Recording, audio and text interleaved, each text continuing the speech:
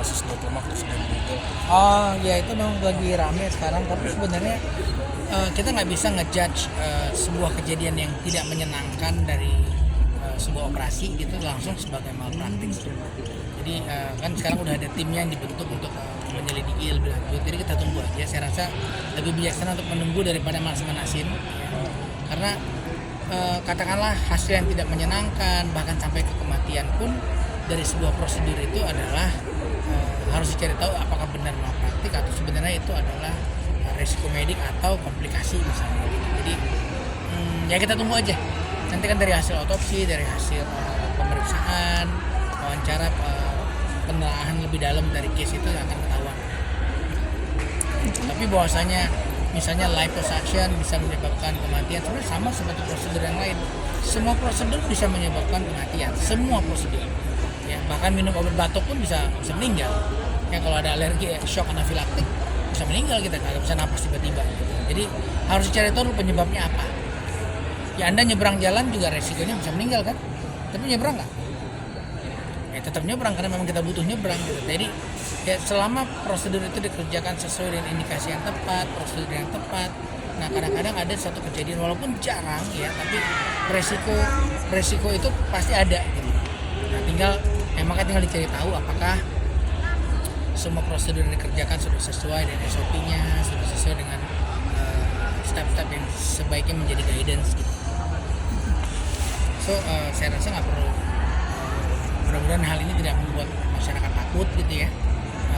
Prosedur liposuction sendiri sebenarnya prosedur yang cukup aman, terukur gitu. Nah tinggal memang kita harus mempersiapkan semuanya dengan baik. Tapi kalau menurut dokter sendiri, menurut kacamata dokter sendiri, siapa sih ada maksudnya yang disalahkan tuh? Kacamata saya nggak bisa dipakai, saya nggak tahu kasusnya. Ya, jadi itu kita tuh nggak bisa. Jadi gini, misalnya ya, Anda lihat ada satu orang tuh duduk di bawah pohon mangga nih siang-siang, angin sepoi-sepoi, terus buah mangganya jatuh nimpuk nih orang nih, terus nih orang meninggal. Lo pasti akan nulis ada orang meninggal ketimpuk buah mangga, ya nggak? Ya nggak? Nah bener apa salah? Masa ada orang meninggal ketimpuk buah mangga? Lo ada-ada aja, ya nggak mungkin orang meninggal cuma gara-gara kejatuhan buah mangga doang, nggak mungkin. Tapi itu yang orang lihat. Nah dengan gampangnya teman-teman media mungkin atau orang awam atau siapapun yang tidak mengerti case-nya akan langsung ngejudge, wah berarti buah mangga bahaya, bisa menyebabkan kematian. Kan nggak begitu, ya. Sebenarnya yang terjadi mungkin pada saat diotopsi ketahuan jantungnya ternyata bermasalah.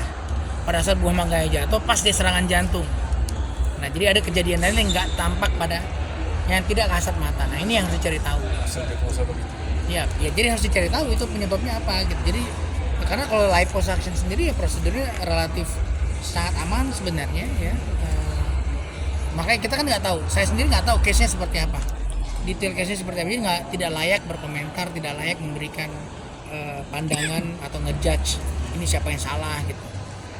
Tapi katanya habis melahirkan, Dok. Pengaruh nggak sih? Iya pengaruh nggak sih? Ini, karena kalau secara keilmuan, ini saya ngomong secara keilmuannya ya, bukan membela siapapun karena sekali lagi saya tidak dalam posisi menjadi juri atau menilai benar atau salah karena nggak tahu case-nya. Saya cuma bisa ngomong secara keilmuan. By journal, jadi memang ada dua aliran di bedah plastik. Ada yang menganut konservatif 3-6 bulan pasca melahirkan baru mengerjakan gitu. Bahkan ada yang 6-12 bulan.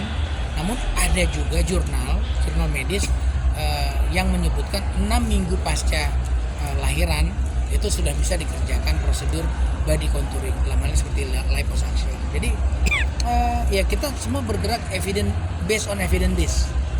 Ya harus ada evidence base-nya. Dasar keilmuannya apa gitu. Nah, dasar keilmuan itu ada. Jadi makanya kalau saya ngelihat, kalau dilihat dari segi timing ya, ada jurnalnya. Ya, ada jurnal yang menyebutkan 6 minggu. 6 minggu itu berarti 1,5 bulan. Nah, kalau case-nya itu berapa? 2 bulan kan kalau salah ya. Ya 2 bulan berarti kan udah lewat dong dari 6 minggu. Nah, itu tadi kita tidak dalam posisi bisa menjadi juri sih. Karena nggak tahu case yang sebenarnya seperti apa sih, persiapannya segala macam kita kan nggak tahu. Jadi tunggu aja. Sip. Oke.